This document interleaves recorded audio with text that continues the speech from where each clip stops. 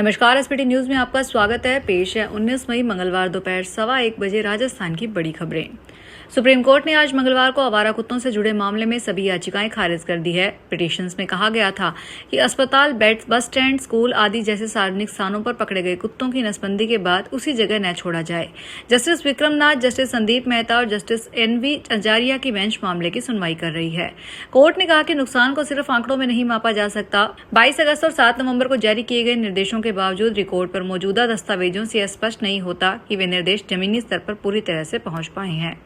Court ने यह भी कहा कि अकेले राजस्थान के श्रीगंगानगर शहर में 1 महीने के भीतर कुत्तों को काटने की 1084 घटनाएं सामने आई है।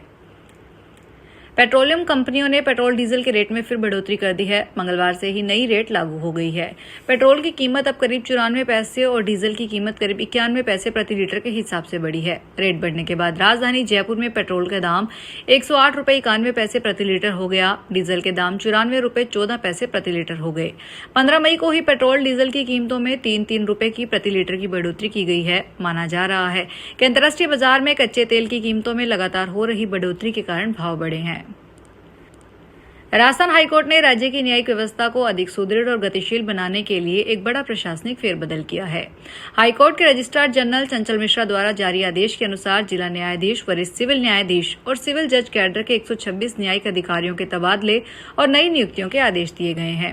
बता दें कि इस फेरबदल के तहत family court, NDPC court, POCSO act, commercial court और भ्रष्टाचार निवारण अदालतों के जजों को बदला गया है। सभी अधिकारियों को तुरंत अपने नए पदों का कार्यभार संभालने के निर्देश दिए गए हैं। राजस्थान कर्मचारियों की लंबित मांगों और राजस्थान गवर्नमेंट हेल्थ स्कीम से जुड़े मुद्दों को लेकर अखिल राजस्थान राज्य कर्मचारी संयुक्त महासंघ ने सरकार के खिलाफ आर पार की लड़ाई का ऐलान कर दिया है। राजधानी जयपुर स्थित गवर्नमेंट प्रेस कार्यालय में आयोजित प्रदेश स्तरीय आपातकालीन महाबैठक में कर्मचारी नेताओं ने सरकार के रवैये पर तीखा आक्रोश व्यक्त करते हुए चरणबद्ध आंदोलन की रणनीति तय की है। 19 मई को प्रदेश अध्यक्ष के नेतृत्व में मुख्यमंत्री के नाम मुख्य सचिव को चेतावनी ज्ञापन सौंपा जाएगा। इसके बाद 20 मई को प्रदेश के सभी जिलों में जिला अध्यक्ष, जिला कलेक्टरों, विभागाध्यक्षों और कार्यालय प्रमुखों के माध्यम से मुख्यमंत्री को ज्ञापन भेजेंगे। राष्ट्रीय राजधानी क्षेत्र में प्रदूषण और ट्रैफिक चुनौतियों से निपटने के लिए हरियाणा की सैनी सरकार ने ऐप आधारित टैक्सी और डिलीवरी सेवाओं को बड़ा फैसला लिया है। नए ऑटो रिक्शा भी केवल CNG और इलेक्ट्रिक ही होंगे। कैबिनेट ने सोमवार को हरियाणा मोटर व्हीकल रूल्स 1993 में संशोधन को मंजूरी दे दी है।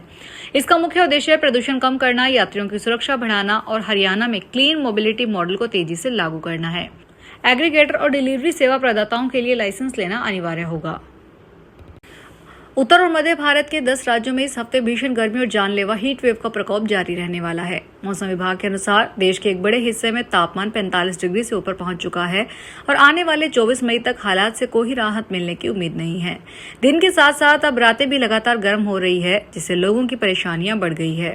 राजस्थान के 9 शहरों में पारा 45 से 47 डिग्री के बीच चल रहा है। राज्य के करीब 200 गांव शहरों में पानी का भारी संकट खड़ा हो गया है। मध्य प्रदेश के भी 22 शहरों में सीजन में पहली बार तापमान 44 डिग्री के पार पहुंच गया है। गृह मंत्रालय ने नागरिकता नियम 2009 में अहम संशोधन करते हुए एक नई अधिसूचना जारी की है। इस संशोधन के तहत पाकिस्तान, अफगानिस्तान और बांग्लादेश से आने वाले नागरिकता आवेदकों के लिए पासपोर्ट से जुड़ी जानकारी देना अनिवार्य कर दिया गया है। सरकार ने इस कदम को नागरिकता प्रक्रिया को अधिक पारदर्शी और सख्त बनाने की दिशा में महत्वपूर्ण माना जा रहा है। नए प्रावधानों के अनुसार नागरिकता के लिए आवेदन करने वाले इन 3 देशों के आवेदकों को अब अपने पासपोर्ट से संबंधित विस्तृत जानकारी देना जरूरी होगा। इसमें पहचान, यात्रा इतिहास और अन्य आवश्यक दस्तावेजों का सत्यापन शामिल होगा। पाली शहर में पेट्रोल पंप पर ड्रम में डीजल भरने को लेकर हुए विवाद के बाद पेट्रोल पंप संचालक हड़ताल पर हैं। मंगलवार सुबह शहर के अधिकतर पंप बंद है। संचालकों की मांग है कि तोड़फोड़ और मारपीट करने वालों सभी आरोपियों को गिरफ्तार किया जाए। हालांकि घटना के बाद कोतवाली पुलिस ने 2 लोगों को पकड़ लिया है। आमजन को पेट्रोल डीजल के लिए भारी परेशानी का सामना करना पड़ रहा है। पेट्रोल नहीं मिलने से परेशान लोगों ने सूरजपोल स्थित पेट्रोल पंप के सामने सड़क पर बाइकें खड़ी कर जाम लगा दिया। इस दौरान समझाइश कर यातायात को शुरू करवाया गया। प्रतापगढ़ में एक चलते ट्रेलर में तकनीकी खराबी के बाद कारण आग लग गई। इस दौरान सामने से आ रही रोडवेज बस के रुकने पर पीछे से आ रहे एक अन्य ट्रेलर ने बस को टक्कर मार दी। टक्कर के बाद दूसरा ट्रेलर सामने खड़े टैंकर से भी टकरा गया। हादसे में रोडवेज बस में सवार करीब 1 दर्जन यात्री घायल हो गए। हादसा चित्तौड़गढ़ बांसवाड़ा नेशनल हाईवे 56 पर पीपल खूंट नाल में हुआ। जानकारी के अनुसार बांसवाड़ा के तलवाड़ा से लाइमस्टोन भरकर एक ट्रेलर निम्बाहेड़ा की ओर जा रहा था। राजस्थान में चेन स्नैचिंग की घटनाओं में लगातार बढ़ोतरी दर्ज की जा रही है। वर्ष 2024 के मुकाबले 2025 में ऐसे मामलों में बेतहाशा इजाफा हुआ है। वर्ष 2024 में चेन स्नैचिंग के 597 मामले दर्ज हुए थे, जबकि 2025 में यह संख्या बढ़कर 786 पहुंच गई है, यानी एक वर्ष में करीब 32% वृद्धि दर्ज की गई है।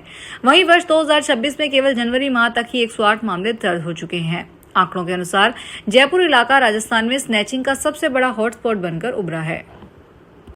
बाड़मेर जिले के बायतू पुलिस ने गहने चोरी के 2 शातिर चोरों को गिरफ्तार किया है। उनके कब्जे से चोरी किए गए सोने के धातु के 2 फूल बरामद किए गए, जिनका वजन 18 ग्राम है। पुलिस के अनुसार आरोपी रात्रि जागरण में भजन मंडली के साथ कलाकार बनकर जाते थे और कार्यक्रम के दौरान व बाद में चोरी की वारदातों को अंजाम देते थे। फिलहाल दोनों आरोपियों से अन्य वारदातों को लेकर पूछताछ जारी है।